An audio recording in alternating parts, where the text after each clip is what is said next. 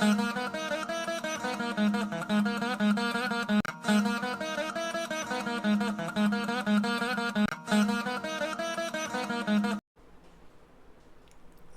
உங்கள் எல்லோருக்கும் கோவை எஸ்கேபிசி டாடலிருந்து பேராசிரியர் கந்தசாமியின் வணக்கங்கள், பாராட்டுக்கள்.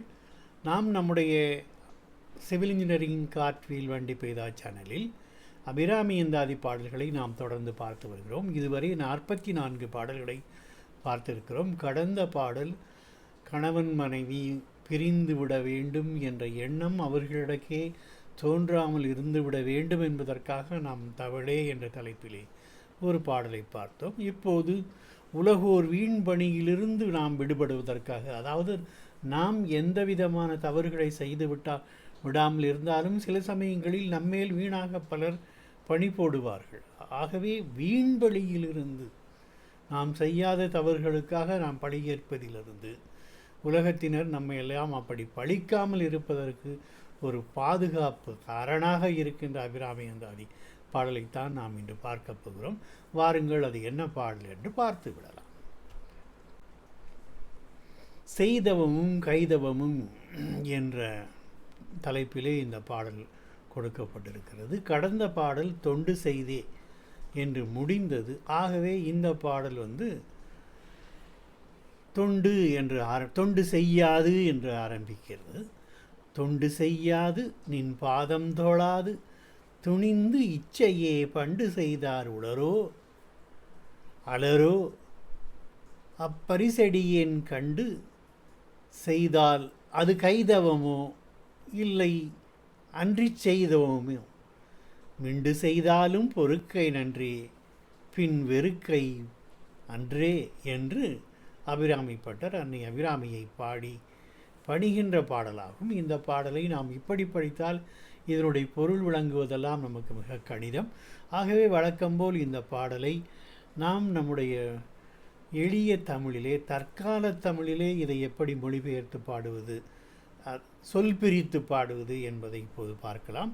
அவரவர்களுக்கு தெரிந்த ராகத்தில் நாம் இதை பாடி பரவசத்தோடு வழிபட்டால் வீண்பலியிலிருந்து நாம் தப்பிக்கலாம் என்பதாலே இதை பாடலாம். தொண்டு செய்யாது நின் பாதம் தோளாது துணிந்து இச்சையே பண்டு செய்தார் உளரோ இளரோ அப்பரி அடியேன் கண்டு செய்தால் அது கைதவமோ அன்றி செய்தவமோ மிண்டு செய்தாலும் பொறுக்கை நன்றே பின் வெறுக்கை அன்றே என்று அபிராமிப்பட்டர் பாடி தொழுகிறார். இந்த பாடலினுடைய ஒவ்வொரு சொல்லுக்கும் தனித்தனியே என்ன பொருள் என்று நான் ஒரு சொற்றொடருக்கு பொருள் பார்த்து விட்டால் நாம் பின்பு பொழிப்புரையை எளிதாக அறிந்து கொள்ளலாம். ஆகவே ஒரு சின்ன சின்ன சொற்றொடர்களாக ஒரு அட்டவணையில் நான் இந்த பாடலுக்கு பொருள் தந்திருக்கிறேன். தொண்டு செய்யாது நின் அன்னையே நின் திருவடிகளுக்கு தொண்டு செய்யாமலும், பாதந்தொழாது நின் திருப்பாதங்களுக்கு சேவை செய்யாமலும், துணிந்து இச்சையே உண்மை பொருள் இன்னது என்று தெளிந்து தம் மனம் விரும்பியவற்றையே பண்டு செய்தார் உளரோ பழங்காலத்தில் செய்த மெய்ய ஞானியாராகிய நின் அடியார்களோ இருந்தார்களோ. அதாவது வேண்டுமென்றே யாரும் உன் திருவடிகளை தொண்டு செய்தாலும் உன் திருப்பாதங்களுக்கு சேவை செய்யலாம் இருக்க மாட்டார்கள். அவர்களெல்லாம் மெஞ்ஞானியர்கள் என்பதால் அவர்கள் தங்களுடைய விருப்பத்திற்கு இருந்தார்கள். விலரோ இளரோ இல்லையா? அப்படி இருந்தார்கள் என்றால் அவர்களைப் போலவே நானும் தெரிந்து நான் விரும்பியபடி செயல்களை செய்தால் அது வஞ்சகமாகுமோ, கண்டு செய்தால் அது கைதவமோ, வன்றி செய்தவமோ, அல்லது மெஞ்ஞானியர் செய்கையெல்லாம் தவங்களாவதைப் போல இவையும் யான் செய்யும் தவமாகுமோ, மிண்டு செய்தாலும் பொறுக்கை நன்றே அடியேன் மாறுபாடான செயல்களை செய்தாலும் நான் உன் குழந்தை ஆதலால் அன்னை நீ பொறுத்தருளுதல் அன்று என்று அபிராமிப்பட்டர் வேண்டுகிறார்.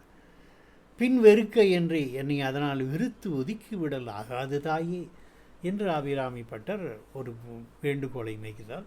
கைதவம் என்றால் வஞ்சனை, மிண்டு மாறுபட்ட செயல் அல்லது கொடிய செயல். அதாவது வழக்கமான செயல்கள் என்றால் எனது அன்னையை சரணடைந்து அவருடைய திருவடிகளுக்கு தொண்டு செய்தல், திருப்பாதங்களை பணிதல். அப்படி அதற்கு மாறுபாடான செயல்களை செய்தாலும் அன்னை உன் குழந்தை நானாததால் இனி என்னை பொருள் தள்ள வேண்டும், என்னை வெறுத்து விடக்கூடாது என்று அபிராமிப்பட்ட இதை பாடி துணிகிறார். இப்போது இந்த காணொளி சேனலை சப்ஸ்கிரைப் செய்து ஆதரிக்க வேண்டுகிறேன்.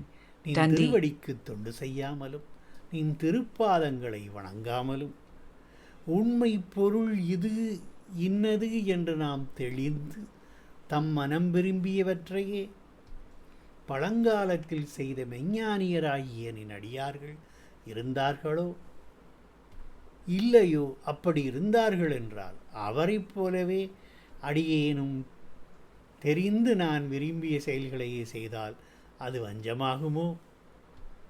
அல்லது அந்த மெஞ்ஞானியர் செய்கையெல்லாம் தவங்களாவதைப் போல இவையும் யான் செய்யும் தவமாகுமோ? அடியேன் மாறுபாடான செயல்களை செய்தாலும் நான் உன் குழந்தை, ஆதலால் நீ என்னை பொறுத்தருளல் நன்று, என்னை அதனால் வெறுக்கு ஒதுக்கிவிடல் நல்லதல்ல ஆகாது தாயே என்று அபிராமிப்பட்ட இந்த பாடலை பாடி முடிக்கிறார். இப்போது தமிழறிஞர் கீவாஜா அவர்கள் இந்த பாடலுக்கு எழுதிய சில குறிப்புரைகளையும் நாம் பார்த்துவிட்டு இந்த பதிவை நிறைவு செய்யலாம். பல பிறவிகளில் பல்வேறு வகையில் உபாசனை செய்து அம்பிகையின் அருள் பெற்று இப்போது ஜீவன் முக்த நிலையில் இருக்கிறார்கள் அன்பர்கள். அவர்கள் தொண்டு செய்யதும் செய்வதில்லை, அம்பிகையின் பாதத்தை தொழுவதில்லை, மனம் போனபடி நடக்கிறார்களே என்று சிலருக்கு தோன்றலாம். அவர்களெல்லாம் ஏற்கனவே பல்வேறு வகையான உபாசனைகளை எல்லாம் மேற்கொண்டு இன்றைக்கு கிட்டத்தட்ட அவர்கள் முக்தி நிலைக்கு வந்து விட்டார்கள். ஆகவே அவர்கள் ஒரு மாதிரி விட்டேத்தி மனப்பான்மையில், மெஞ்ஞானியர்கள் எல்லாம் ஒரு சித்தர் மனப்பான்மை என்று சொல்லுகிறோம் அல்லவா, அந்த மனப்பான்மையில் இருப்பார்கள். அத்தகையவர்களின் நிலையை அபிராமிப்பட்டர் இப்போது நினைத்து பார்த்தார். அவ்வாறு பலர் பங்காளத்தில் இருந்தார்கள் அல்லவா என்று கேட்கிறார். அன்று அவர்கள் இருப்பது சரியானால் நான் ஏன் அப்படி இருக்கக்கூடாது என்று கேட்கிறார் அபிராமிப்பட்டர். நானும் அந்த யானைகளைப் போல செய்யக்கூடாதா என்று கேட்டவர்.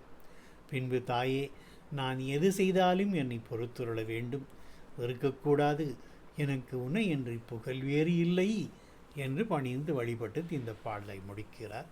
ஆகவே நாமும் இந்த பாடலை மீண்டும் ஒரு முறை பாடி உலகோர் பழியிலிருந்து விடுபடலாம் என்பதால் மீண்டும் பாடலாம். தொண்டு செய்யாது நின் பாதம் தோளாது துணிந்து இச்சையே மண்டு செய்தோ பண்டு செய்தோர் உளரோ இளரோ அப்பரி அடியேன் கண்டு செய்தால் அது கைதவமோ அன்றி செய்தவமோ மிண்டு செய்தாலும் பொறுக்கை நன்றே பின் வெறுக்கை அன்றே. நாம் அடுத்த பதிவாக நாம் இந்த அபிராமி அந்தாதி பதிவிலை பார்க்க போவது 46வது பாடல். அன்னையின் கருணை என்ற தலைப்பிலே நல்ல நடத்தைகள் நமக்கு ஏற்பட்டு பெருவாழ்வு நாம் வாழுவதற்கு துணை புரிகின்ற பாடலை நாம் பார்க்க இருக்கிறோம். வாருங்கள், நானும் உங்களுக்காக காத்திருக்கிறேன். அடுத்த பதிவில் சந்திக்கலாம். நன்றி.